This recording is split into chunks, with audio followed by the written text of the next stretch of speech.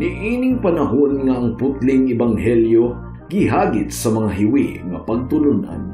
Kinahanglan mubarog ang mga tinunan ni Kristo sa pagpakigbisog sa paglaban sa pagtuo nga makausa ug alang sa tanang panahon gihatag sa Dios ngadto sa iyang katawhan.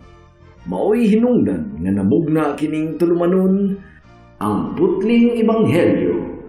30 minutos nga pagsabwag sa tinuod nga ebanghelyo kauban ni Pastor Jeremias Hangad. Ang putling ebanghelyo tulumanon nga gihatod kaninyo sa Unidos Community Bible Fellowship sa Unidos Plaridel, Misamis Occidental. Ang putling ebanghelyo, ang putling ebanghelyo, ang putling ebanghelyo.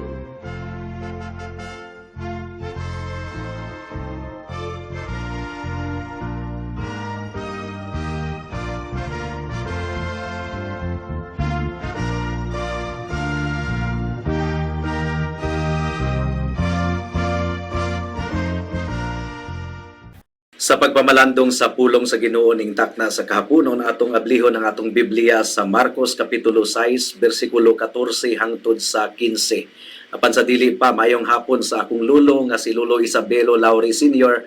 nga naminaw karon sa pagpamalandong sa pulong sa Ginoo.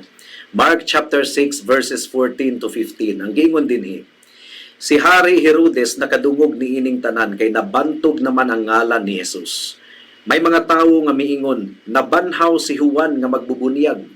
Mao kini ang hinungdan nga nahimo niya ang mga milagro. May miingon usab nga siya mao si Elias.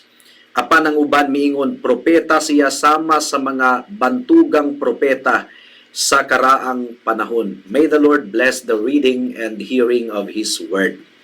Niadtong miaging semana atong nakatunan nga gisugo sa Ginoo ang iyang mga tinunan sa tinagurha. Gipadala niya aron magsangyaw sa pulong sa Ginoo mahitungod sa gingharian sa Dios, magsangyaw sa ebanghelyo. O giingnan sila ni Jesus nga dili magdala og daghang mga provision sa ilang pagpanglakaw, gumikan kay ang Ginoo mo'y bahala nga mutagbo sa ilang gikinahanglan. Ningtak na sa kahaponon atong i-direct ang attention sa matagusa sa bersikulo 14 hangtod sa 15. Sa dihang nanglakaw na ang mga disciples ni Jesus Christ nga nagwali sa pulong sa Ginoo, nabantog ang ngalan sa atong Ginoong Hesukristo ug nakaabot kini sa dalunggan ni Haring Herodes. Actually si Herodes mga kaigsunan gobernador kadto dili hari. Pero kay ganahan man siyang tawagon og hari. Gumikan kay naila siya ingon nga hari pero gobernador gyud ang iyang posisyon, ilalom siya sa emperador sa Roma. Ang Herod mga kaigsuunan 5 ka buok kini sila nga dunay ngalang Herod sa Biblia. Ang Herod nga atong gihisgutan dinhi mao si Herod Antipas, katong miuyon nga ipapatay si John the Baptist. Kabit ni siya sa asawa sa iyang igsuon nga Herod usab ang titulo. So second husband na siya ni Herodias. Ug kining si Herodias naglagot kayo ni Juan Bautista, gumikan kay si John the Baptist, gibadlong niya si Herod mahitungod sa sala sa immoralidad nga gikabit niya ang asawa sa iyang igsuon. Ug nakahigayon si Herodias sa pagpanimalos mao nga gipapatay si John the Baptist. Mao nga pagkasayod ni Herodes mahitungod kang Hesus, ang misantop dayon sa iyang hunahuna si Juan Bautista nabanhaw in the appearance of Jesus Christ. So gitilisok siya sa iyang konsensya mga kaigsuunan. Ug sa atong gibasa karon nga teksto, ang kabantog sa atong Ginoong Hesukristo mikuyanap sa nagkalain-laing dapit. Gumikan kay si Jesus nagpang-ayo sa mga masakiton ug bisan ang iyang mga disipulo nga iyang gisugo sa pagpanangyaw, gihatagan usab niya og kagahom sa pagpang-ayo sa mga masakiton. So daghan ang mga naayo, mga sanglahon, mga giyawaan, mga patay na banhaw usab sa ngalan sa atong Ginoong Hesukristo. Ang pagtulunan ni Kristo dili susama sa mga pagpanudlo sa mga Pariseo ug mga iskriba at that time. Ug ang pangalan sa atong Ginoong Hesukristo mas inila pa kaysa mga Pariseo. Mao gani nga nasina ang mga Pariseo kaniya. On the one hand, mga kaigsuunan, magmaya kita gumikan kay ang pangalan sa atong Ginoong Hesukristo na himong inila ni adtong panahuna. Ang iyang kabantog mikuyanap mga kaigsuunan ug daghan kaayong bagang mga katawhan ang miduol kang Hesus aron makapaminaw sa iyang mga pagtulunan ug maayo usab sa ilang mga balatian. Di ba mao man kini ang atong gusto nga ang ngalan sa atong Ginoong Hesukristo mahimong inila, mabayaw mga kaigsuunan, apan bisan pagdaghan kayong mga tawo ang nasayod mahitungod kang Hesus. Jutay lamang kanila ang tinuod gayod nga nakaila kaniya. Mausab kini ang kahimtang sa atong nasod dinhi sa Pilipinas. Daghang mga tawo nga nakadungog lamang mahitungod kang Hesus, nasayod lamang mahitungod kang Hesus, pero wa gyud nila mailhi ang atong Ginoong Hesukristo. Aduna sila'y intellectual knowledge lamang, pero wala sila'y saving knowledge. Mao nga ning takna sa kahaponon, atong pamalandungan ang kalainan sa kining gitawag og mere head knowledge. Kining taman lamang sa ulo, wala midulot sa kasing-kasing, o kining gitawag og saving knowledge, tinuod nga kahibalo or pagkaila ni Kristo nga nagdangat ngadto sa kaluwasan. Apan sa dili pa kita mamalandong, magampo una kita og atong pangayoon ang tabang sa atong buhi nga Dios. Magampo ta. Salamat o Dios sa kahigayunan na usab nga imong gihatag kanamo sa pagpamalandong sa imong pulong ug hinaot Ginoo nga imong dihugan ang imong sulugoon karon sa pagbatbat sa mensahe sa ebanghelyo. Andama usab ang kasing-kasing sa mga tigpaminaw namo karon sa pagmantala sa ebanghelyo. This we pray in Jesus name. Amen. Mere head knowledge. Kini kahibalo nga taman lamang sa utok. Delikado ka na mga kaigsuunan. Utok lamang ang adunay kahibalo pero wala midulot sa kasing-kasing. Ang mga Israelita, ang mga Hudiyo, puno sila sa kahibalo sa pulong sa Ginoo. Atuha kanila ang mga propeta. Privilege sila of all the people of the world. Nadawat nila ang mga saad sa Dios. Ug sila gayud ang nasod nga giadtuan sa atong Ginoong Hesukristo niadtong mianhi siya dinhi sa kalibutan. Ang anak sa Dios anaa sa ilang taliwala. Nakita nila, nasaksihan nila ang mga milagro sa atong Ginoong Hesukristo. Nadungga nila sa ilang igdulungog ang pagwali sa atong Ginoong Hesukristo. Ug nahimong bantugan ug inila ang atong Ginoo sa ilang nasod. Ang giingon sa verse 14, kay nabantog naman ang ngalan ni Jesus. So you see, privileged ang mga Jewish people. Samot na ang mga kababayan sa atong Ginoong Hesukristo. Nagtubo si Kristo kauban sa ilang barangay. Nailhan nila ang atong Ginoong Hesukristo. Nailhan nila si Jesus. Apan wa gyud nila tinuod nga mailhan kung kinsa gayod ang atong buhi nga Dios. Ang giingon sa Marcos kapitulo 6 bersikulo 6, natingala siya sa pagkawala nila'y pagtuo. Nadungga nila si Jesus, pero wa gyud nila mapamatii. Mao nga sa mga pagwali sa atong Ginoong Hesukristo, pila kahigayon nga iyang gisulti kining, he that has ears to hear, let him hear. Ang adunay igdulungog, makapamati niini. So, sa teksto nga atong gibasa ning takna sa kahaponon, although nasayod sila sa pangalan ni Jesus, pero wag yun nila mailhi si Jesus sa tiunay gayon. Verse 14 and 15 ang giingon diri. May mga tawo nga miingon, usab nga siya mao si Elias, apan ang uban miingon, propeta siya sama sa mga bantugang propeta sa karaang panahon. So you see, wala sila nagkahiusa. Wag yun nila mailhi nga si Kristo, anak sa Dios. Mao ang Mesiyas, mga kaigsuunan. Now remember, daghan kaayo sa mga sumusunod kang Kristo niadtong panahona, temporary lamang nga mga sumusunod sa atong Ginoong Hesukristo. Mituo kunuhay sila sa atong Ginoo pero temporaryo lamang ang ilang pagtuo. Mao kini nahasulat sa John chapter 2 verse 23 hangtod sa 25. Paminawo nato. Samtang si Jesus didto sa Jerusalem sa panahon sa kasaulugan sa pagsaylo, daghan ang nanuo kaniya sa pagkakita nila sa mga milagro nga iyang gihimo. Apan si Jesus wala mosalig kanila, kay nasayod man siya sa tanang tawo. Wala kinahanglana nga sultihan pa siya ni bisan kinsa mahitungod sa mga tawo, tungod kay siya mismo nasayod man kun unsa ang anaa sa ilang kasing-kasing. So kining mga tawhana, nag-angkon sila nga magtutuo sila kunuhay ni Kristo, pero wala mosalig si Kristo kanila, gumikan kay nasayod si Kristo nga mini ang ilang pagtuo. Dili tinuod ang ilang pagtuo, temporaryo lamang. And don't forget, niadtong misulod si Kristo sa Jerusalem, misakay sa usa ka asno, kining mga tawhana nagkaway-kaway sa mga lukay sa pagdayig, malipayon silang nagasinggit og pagdayig sa atong buhi nga Dios. John chapter 12 verse 12 to 13 ang giingon diri, sa pagkasunod adlaw ang bagang panon sa mga tawo nga mitambong sa kasaulugan sa pagsaylo, nakadungog nga taliabot si Jesus sa Jerusalem. Busa nanguha silag mga palwa sa palmera ug nanggula aron pagsugat kaniya ug naninggit. Dalaygon ang Dios. Bulahan siya nga mianhi sa ngalan sa Ginoo. Panalanginan sa Dios ang hari sa Israel. Nindot kayong tanawon unta nga nagadayig sila sa atong buhi nga Dios. Ug nakita na usab nato kini sa Juan kapitulo 6 bersikulo 2. Gasunod-sunod gud sila ni Kristo, aduna sila'y kadasig nga musunod sa atong Ginoong Hesukristo bisag asa miadto si Jesus.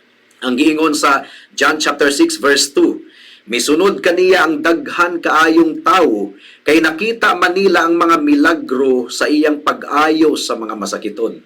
Verse 14 and 15 ang giingon diri, sa pagkakita sa mga tawo sa milagro nga nahimo ni Jesus, miingon sila, sa walay duha-duha, siya gayud ang propeta nga giingon sa kasulatan, nga muanhi sa kalibutan. Nasayod si Jesus nga muduol sila kaniya, ug pugson siya aron himuon nilang hari. Busa mibalik siya nga nag-inusara ngadto sa kabungturan. And then, si Jesus nagsugod sa pagtudlo, mahitungod sa bugat nga mga kamatuuran. Ug kining nag-angkon nga magtutuo kunuhay sila ni Kristo. Sa pagkadungog nila sa bugat kayo nga kamatuuran nga gitudlo ni Jesus nga nag-expose sa ilang kasing-kasing, sa ilang pagkamakasasala, mikakak na sila. Mitalikod na sila sa atong Ginoong Hesukristo. John chapter 6 verses 41 to 42. Ang giingon dinhi, ang mga tawo nagbagulbol batok kaniya kay miingon man siya, ako ang pan nga gikan sa langit. Miingon sila, dili ba siya si Jesus nga anak ni Jose? Nakaila kita sa iyang amahan ug inahan. Busa nganong miingon man siya nga gikan siya sa langit. So you see, nakaila kunuhay sila ni Jesus, pero wa gyud nila mailhi si Jesus. John chapter 6 verse 59 to 60 ang giingon diri, gisulti kini ni Jesus samtang nagtudlo siya didto sa sinaguga sa Capernaum. Daghan sa iyang mga tinun-an ang nakadungog niini ug miingon, lisod kaayong dawaton kining pagtulon ana. Kinsabay makasabot niini.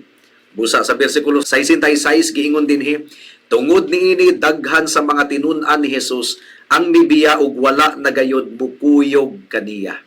They heard about Jesus Christ, but they did not really hear the Lord Jesus Christ.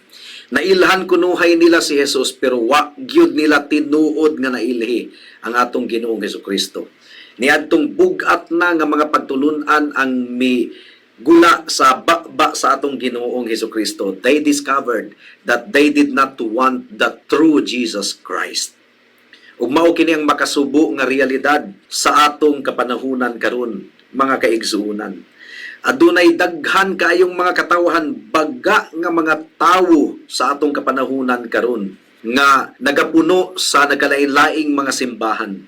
O giingnan sila nga musabat lang og sinner's prayer, musumay lamang sa sinner's prayer, pagampo sa pagdawat sa atong Ginoong Hesukristo, bisag walay tinuod nga paghinulsol og pagsalig sa Ginoo, gumikan kay misumay sa sinner's prayer, luwas na kunuhay.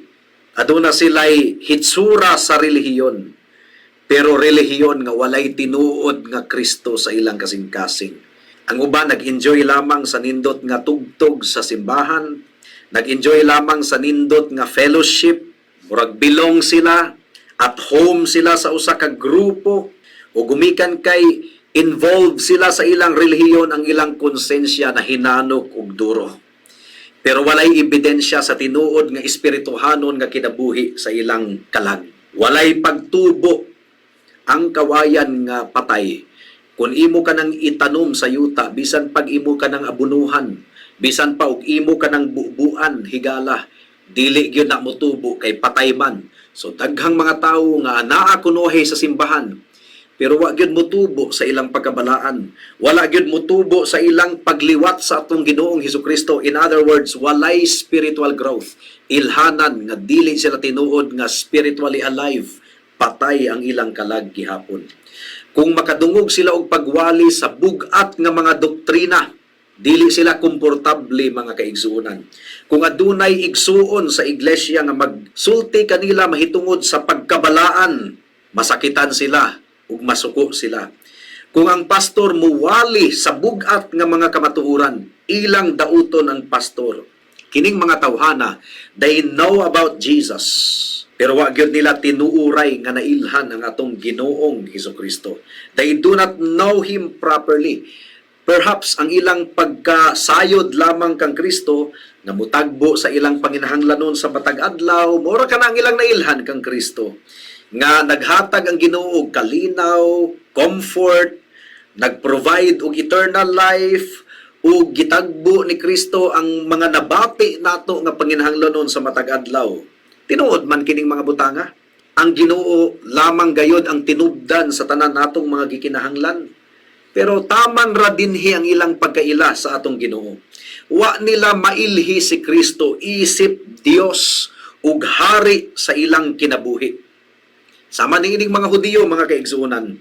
They believed many things about Jesus.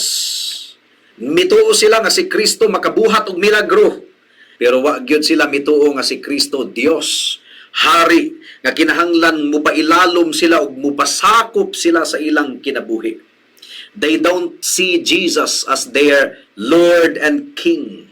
Dili gyud tinuod ang ilang pagkaila sa atong Ginoong Hesukristo. In fact, niadtong adunay karatula nga gipaskil sa krus sa atong Ginoong Hesukristo ug gisulat dito, Jesus Christ the King of the Jews. Nireklamo sila, ilang gipatangtang ang karatula.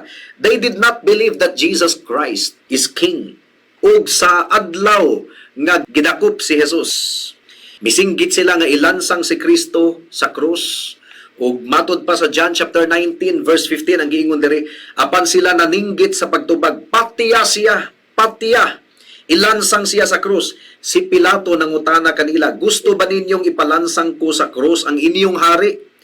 Ang kadagkuan sa mga pari mitubag, wala kami hari gawas sa emperador.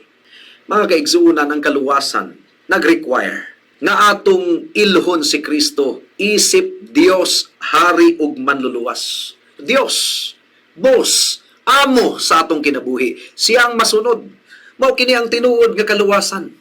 Roma kapitulo 10 bersikulo 9 ang gingon dinhi, maluwas ka kung ipahayag mo nga si Jesus mao ang Dios, mao ang Ginoo, ug sa kinasingkasing mutuo ka nga gibanhaw siya sa Dios.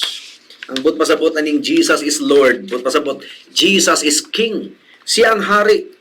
Ang problema sa mga katawhan karon, relihiyoso lamang. Nasayod kunuhay sila mahitungod kang Jesus. Pero wa gyud nila tinuuray nga nailhan ang atong Ginoong Hesukristo. They do not know Jesus and He does not know them. Ug ang mahitabo sa adlaw sa pagtuon, mga G man pud kining mga tawhana, magampo pud kunuhay. Pero ang giingon sa Matthew chapter 7 verse 21 to 23 ang giingon diri, dili ang tanan nga nagtawag kanako Ginoo, Ginoo, makasulod sa gingharian sa langit. Kundili kadto lamang nagtuman sa kabubuton sa akong amahan nga atua sa langit. Niadtong adlaw daghan unya ang muingon kanako, Ginoo, dili ba nagsangyaw man kami sa mensahe sa Dios? Naghingilin sa mga yawa ug naghimog daghang mga milagro pinaagi sa imong ngalan, apan ingnon ko unya sila, wala ako makaila kaninyo, mga makasasala, pahawa kamo. Pamalandungi kini mga kahigalaan. Unsa katinuod ang atong pagkaila sa atong Ginoong Hesukristo? Basin og mere intellectual head knowledge lang na og dili gyud tinuod nga nakaila kang Hesukristo isip Dios, hari ug manluluwas. Bason og ikaw paghihapon ang imong amo, ikaw paghihapon ang hari sa imong kinabuhi, ug wa gihapon ka mo bow down sa awtoridad sa atong Ginoong Hesukristo. I tell you, my dear friend, dili ka tinuod nga Kristohanon. Ang tinuod nga Kristohanon adunay bag-ong kasing-kasing. Gibag-o sa Ginoo ang iyang kasing-kasing, kasing-kasing nga nagpasakop na kang Kristo ingon nga hari. And that leads us to the second point. True saving knowledge. Ang tinuod nga pagkaila kang Kristo nga nagdangat ngadto sa kaluwasan. Unsay ilahanan sa tinuod nga pagkaila sa atong Ginoong Hesukristo? Well, higala, kung tinuod ikaw nga nakaila sa atong Ginoong Hesukristo, mahimo kang suod kaniya. Ganahan kaayo ka nga musimba kaniya. Ganahan kaayo ka nga mupasidungog kaniya. Ganahan ka nga mubayaw sa iyang ngalan. Ganahan ka nga mubuhat sa iyang kabubuton. Mao ka nang tinuod nga pagkaila kang Kristo. Pero kung bugat sa imong kasing-kasing ang pagpasakop sa Ginoo, I don't believe you truly know the Lord Jesus Christ. This is true knowledge. Ang giingon ni Pablo sa Pilipos Kapitulo 3, versikulo 10 hangtod sa 11. Ang tinguha ko lamang mao nga maila ko si Kristo ug masinati ang gahom sa iyang pagkabanhaw, makaambit sa iyang mga pag-antos ug mahisama kaniya diha sa iyang kamatayon, uban sa paglaom nga banhawon usab unta ako. So you see, the desire of Paul is to become like the Lord Jesus Christ. John spoke of it in 1 John chapter 1 verse 3. Ang giingon diri, gisugilon usab namo kaninyo ang among nakita ug nadungog, aron uban kanamo mahiusa kamo sa amahan ug sa iyang anak nga si Hesukristo. Mahiusa, but pasabot adunay fellowship, adunay pagpakigsandurot sa atong Ginoo, adunay communion, adunay pagsimba nga tinuod. Ang tinuod nga pagkaila sa atong Ginoong Hesukristo, nagmugna kini og paghigugma sa atong kasing-kasing alang sa atong Ginoong Hesukristo. Ug kini nga paghigugma miresulta kini sa atong pagsunod sa kabubuton sa Ginoo. Unang Juan Kapitulo 2, versikulo 3 hangtod sa 4. Ang giingon dinhi, kung tumano nato ang mga sugo sa Dios, mapaniguro nato nga nakaila kita kaniya. So ang pagtuman dai sa kabubuton sa Ginoo, usa ka na ka ebidensya nga tinuod nato siyang nailhan. Kung may muingon, nakaila ako sa Dios, apan wala magtuman sa iyang gisugo, bakakon ka ng tawhana ug wala kaniya ang kamatuoran. Mao kini giingon ni Apostol Juan mga kaigsuonan. So kini nga pagkaila sa atong Ginoong Hesukristo, nagresulta kini sa paghigugma nato kaniya ug ang paghigugma kaniya mapamatud-an sa atong pagsunod sa iyang mga sugo. If you love me, keep my commandment. Mao kini ang giingon sa atong Ginoong Hesukristo. Ug moresulta usab kini sa atong paghigugma sa mga kaigsuonan sa iglesia. Ang giingon sa unang Juan Kapitulo 5 versikulo 1, anak sa Dios ang nagtuo nga si Jesus mao ang Kristo, ug ang nahigugma sa ginikanan nahigugma usab sa iyang anak. 1 John chapter 4 verse 20 to 21 ang giingon diri, kung may muingon gihigugma ko ang Dios, apan nagdumot di ay sa iyang isig katawo, bakakon siya. Kay unsaon man niya paghigugma sa Dios nga wala niya makita kung wala siya mahigugma sa iyang isig katawo nga makita niya. Ang gisugo ni Kristo kanato mao kini, ang nahigugma sa Dios kinahanglan maghigugma usab sa iyang isig katawo. Ang love to the brethren mao ang usa sa ilhanan nga tinuod natong nailhan ang atong buhi nga Dios. Ug ang tinuod nga kahibalo sa atong Ginoo nagmugna kini og paglambo ug pagtubo mga kaigsuonan. Ang ilhanan sa mini nga pagtuo, wala gayoy pagtubo. Bisan pagbubuan nimo na, abunuhan nimo na, gumikan kay patay, dili gyud na mo dahon, dili ka na mo tubo. No progress towards maturity. Ug daghan kay mga tawo nga pila na katuig nga miyembro sa iglesia, kusog gihapon kay mamalikas. Chismusa gihapon kaayo, dili tinuod nga Kristohanon. Gumikan kay ang tinuod nga adunay pagtuo, mamunga gayod. Mulambo gayod mga kaigsuonan, muliwat gayod sa atong Ginoong Hesukristo. Pamalandungi ka na higala. Ang giingon sa Hebrews chapter 5 verse 12 to 14, dugay na unta kamong nahimo nga mga magtutudlo, apan hangtod karon nagkinahanglan pa kamog mutudlo kaninyo sa unang mga leksyon mahitungod sa mensahe sa Dios. Gahi na unta ang angay ninyong kanon, apan hangtod karon nagkinahanglan gihapon kamug gatas. Ang nagkinahanglag gatas bata pa ug walay kasinatian bahin sa maayo ug sa dautan. Apan ang gahing pagkaon alang sa mga hamtong na nga nakabansay ug nakagamit sa ilang igtitilaw aron pag-ila sa kalainan tali sa maayo ug sa dautan. Mga sa Hebrews chapter 6 verse 1 to 3, ang giingon ni Pablo nga mutubo kita. Dili kita magpabiling nga grade 1, grade 2 or elementarya sa atong pagtuo. Ug nagwarning ang author sa book of Hebrews mahitungod sa pagkadelikado kung wala gayoy pagtubo nga atong masaksihan sa usa ka tawo. Buot pasabot mini kana nga magtutuo. And again, Hebrews chapter 6 verse 7 to 9 nag-remind ka nato nga mahinungdanon gayud kaayo ang pagpamunga gumikan kay ebidensya kini sa tinuod nga kaluwasan. Now, kini nga passage nga atong gipamalandungan karon mga kaigsuonan, warning kini sa matag usa kanato. Ang ngalan ni Kristo nabantog ug nahimong inila sa Israel at that time. Pero bisan pag nahimong bantugan og inila ang ngalan ni Kristo, jutay ra gayud kayo ang tinuod nga nakaila kaniya. Ug nahadlok kita nga mao kini ang nahitabo sa atong nasud karon. We are identified as a Christian nation. Ang majority of our people nakaila kunuhay sa atong Ginoong Hesukristo, but do they really know the Lord Jesus Christ? Nagpasakop ba sila sa kabubuton sa atong Ginoo? Nahigugma ba sila sa atong buhi nga Dios? Nagbuwali ba sila mahitungod sa Dios? Nagsimba ba sila sa atong buhi nga Dios? Ang tinuod nga kinabig sa atong Ginoong Hesukristo, doon na gayoy kabaguhan sa iyang kinabuhi. 1 Corinthians chapter 15 verse 1 to 2. Ang giingon diri, mga igsuon pahinumduman ko kamo sa maayong balita nga giwali ko kaninyo. Gidawat ninyo kini ug gibarugan ninyo ang inyong pagtuo. Mao kini ang maayong balita, ang mensahe nga akong giwali kaninyo.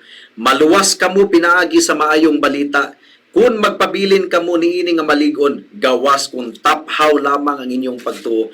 Gawarning si Pablo mahitungod sa taphaw nga pagtuo.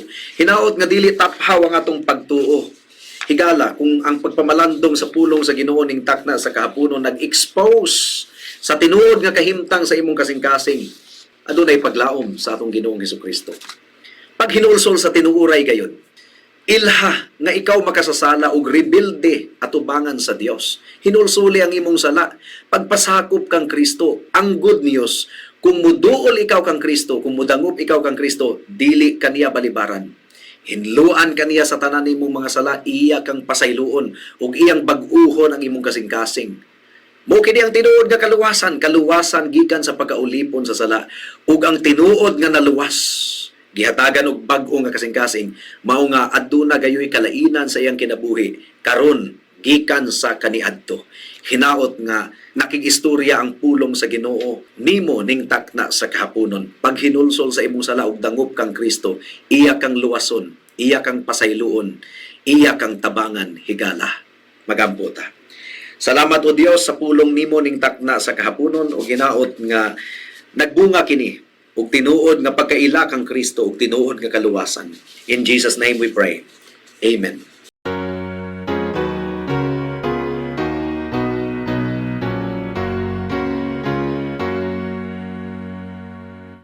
O Jesus, nagpahulay kung may kalipay kanimo. O puno gayod sa gugmang kasing-kasing mo. Buot mo nga kumututok sa bugos mong katahong, sa gahom mong nagabago, naligon ako. O Jesus, nagpahulay kung may kalipay kanimo. O puno gayod sa gugmang kasing-kasing mo. Di hitup ngang kaayo mo, lapad pas kadagatan,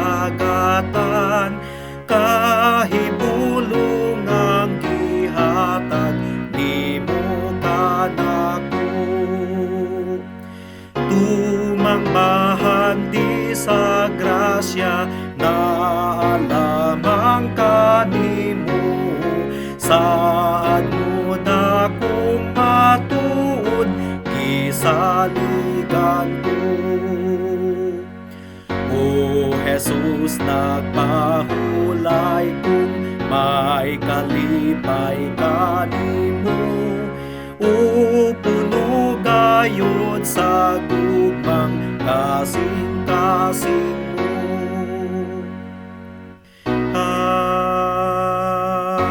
Amen. Alang sa dugang nga mga pangutana, mahimong mo text kang Pastor Jeremias hangad sa 0935 744 3030.